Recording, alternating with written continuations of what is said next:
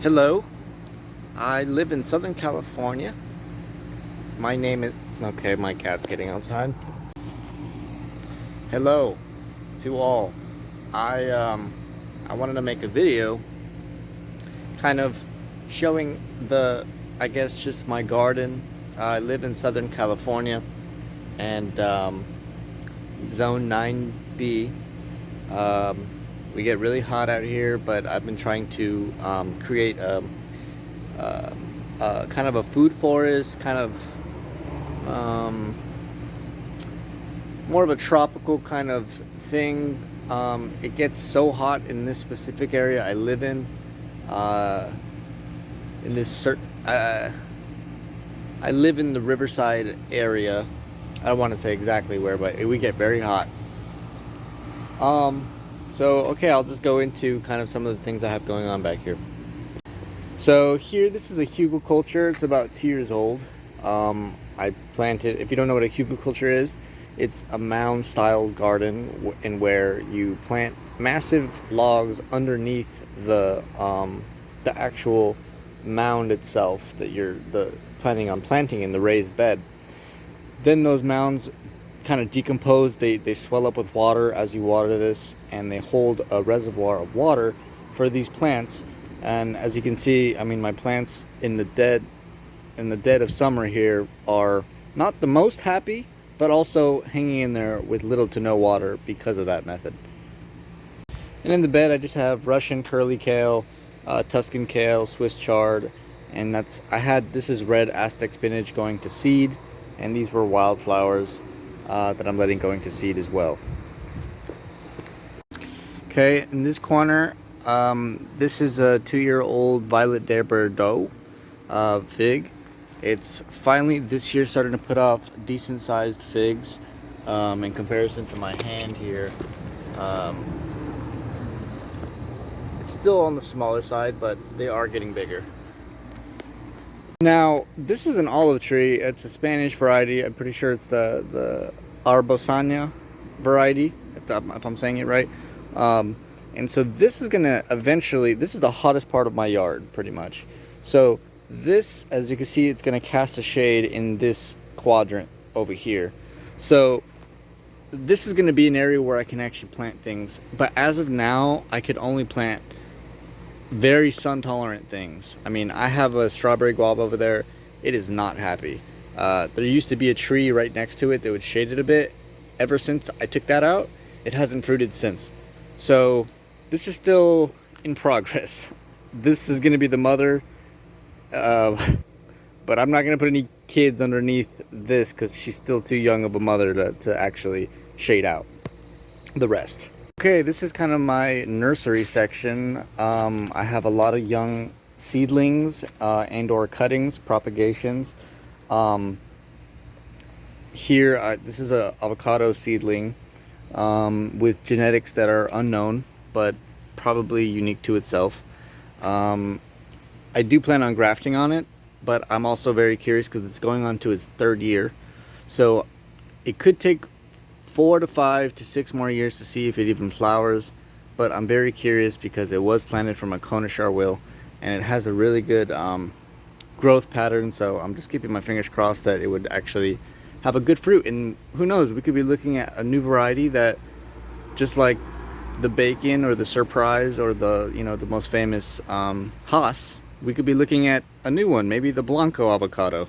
We'll see. And so down here, these are some of my cuttings. This is a silk floss. It kind of easily propagates. Gynera procumbens here, moringa, cardamom, some dragon fruit. This is another avocado seedling that was given to me that's in rough shape, but I'm trying to fix it up for the person. And here, this is a little bag method I have going on. This is a lychee. This is a lychee here, and it's really liking that bag treatment. So, okay, and so on the property, I also have 6 different varieties of bamboo, some more rare than others. This is one of my rare bamboos. It is a giant variety. It's called Gentiuensis sinensis. It's native to China. and it's kind of it's not a straight bamboo. It's more of a kind of curler, kind of weeps over a bit, but beautiful. It puts off a very white powdery cane once they get mature. That's some call it the Java white bamboo, I believe, or the ghost bamboo. But so we'll see. We'll see. The Gentiuensis sinensis, it's still a pup, so it took a little bit of sun damage. I moved it out of a sunny area, and it likes it with shade. So, okay, these are some makeshift raised beds I made with some collard greens, uh, Okinawan spinach, and I think a kale variety here. I'm not too sure what it is. Ponytail palm. So this is another example of me establishing a canopy.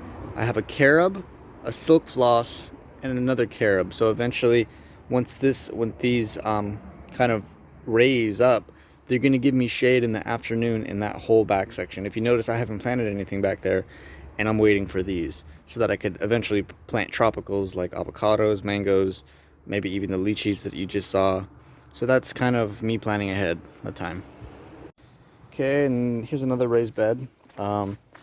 I have a yellow tomatillo, also known as golden berries.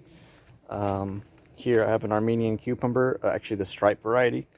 It's getting really big now. I'm probably going to be cutting it pretty soon. I have some purslane in here. I also have some, this is a Mexican gherkin.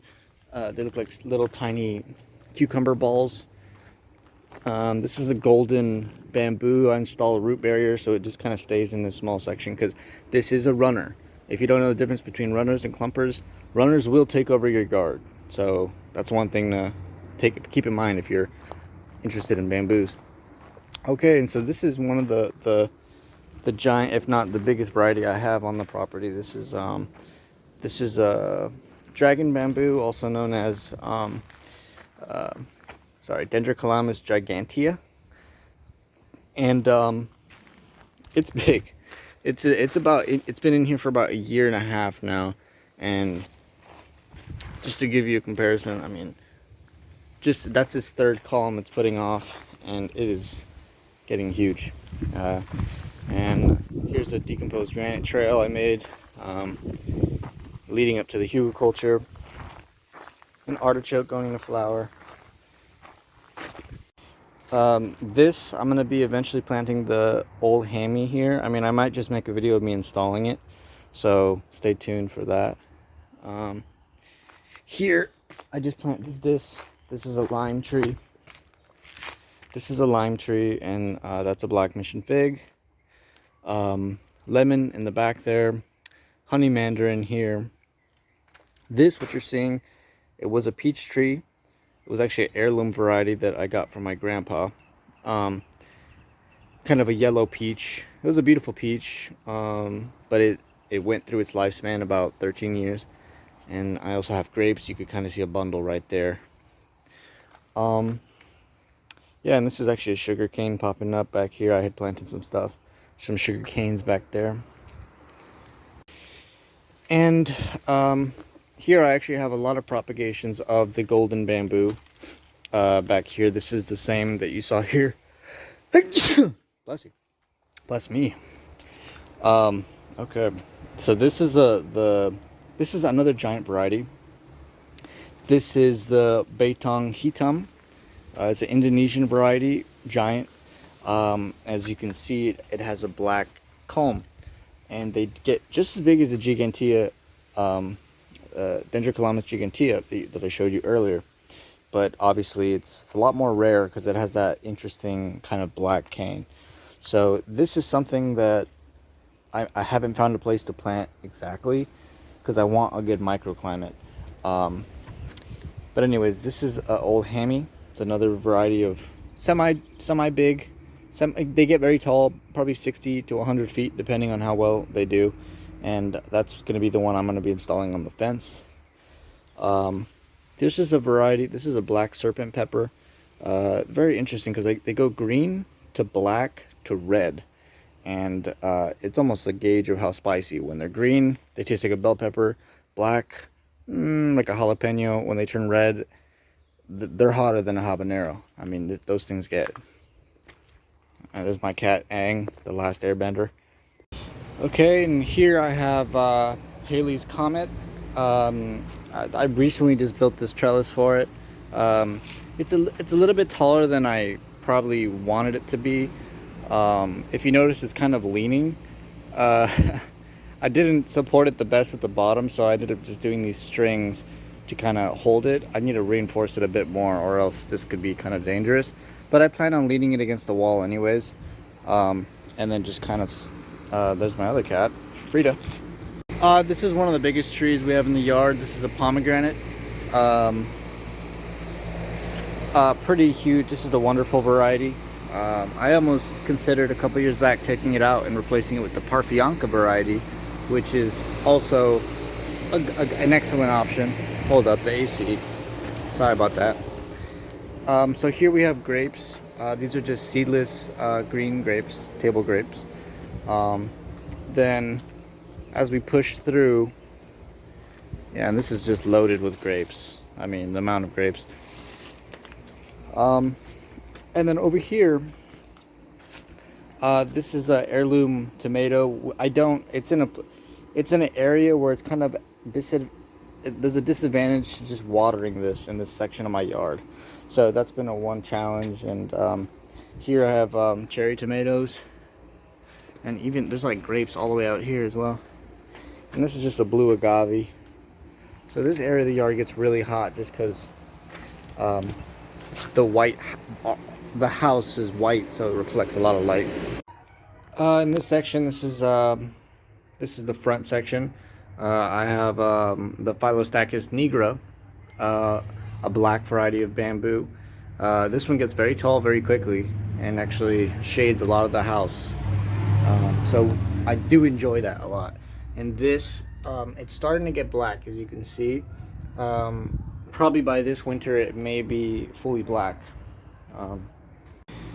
So I guess if there's one theme to showing you my garden is, you can't plant things where you want to. Like some videos I've seen of Seamus O'Leary out in Arizona. He's a nursery owner. He grows a lot of tropicals in Arizona. A lot of people don't realize you could do that, but you can. You just have to plant them where they want to be planted. For example, I mean, you see this Violet de Bordeaux. As much as they do like sun, they don't like the sun that we have here necessarily. They want a bit of this afternoon shade provided by this African sumac here, which will gladly take up all the sun. The only thing is, this is an invasive tree, so you have to be careful that they're not popping up around your yard. One popped up around my yard. I pulled it out of the ground, and now I have these. So I could, if I want to reuse these, I could, and kind of get more parent trees. But I'd rather have variety rather than the same type of tree. So yeah, that's kind of just my garden, and it's a work in progress. But for a long time I didn't feel like comfortable showing it because it wasn't where I wanted it.